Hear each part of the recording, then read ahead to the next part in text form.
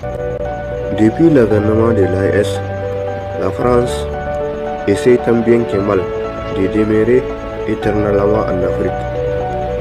Malgré l'opposition dominante des États sahéliens qui aspirent une union basée sur le respect et le développement durable. Même si cela nous a valu énormément de sanctions inhumaines de ceux-là même qui ont prétendu défendre les droits de l'homme. Sans les droits de celui-là même qui a passé du statut de l'indigénat à l'assimilé, avant de finir dans ce théâtre tragique qui constitue l'intégration. Une intégration des politiciens corrompus qui intègrent les ressources africaines dans les ministères des Affaires secrètes du pillage occidental. Pour ne pas dire une intégration des troupeaux de moutons politiciens qui obéissent naïvement à la métropole. Même si je me demande si c'est un crime d'être né en Afrique.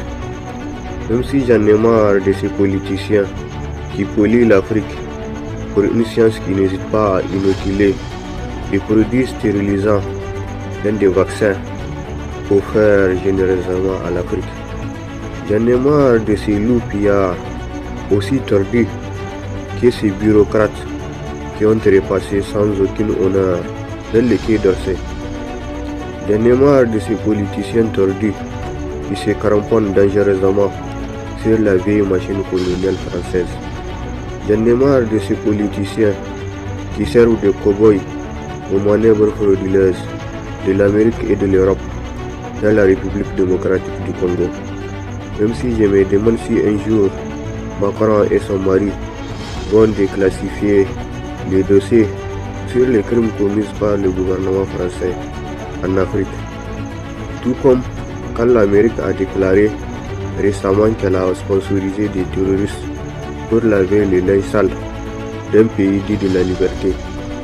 Même si Emmanuel Macron se plaint au quotidien de l'attitude de l'AES parce qu'il est beaucoup trop tordu pour savoir que l'Africain du XXIe siècle est beaucoup trop différent de celui du XXe siècle. Je pense qu'il se fait des illusions sur des pratiques qui mènent tout droit à l'âge de la pierre. Des pratiques qui ont pour objectif de dominer par tous les moyens les États africains. Pour ne pas dire des pratiques qui consistent à armer des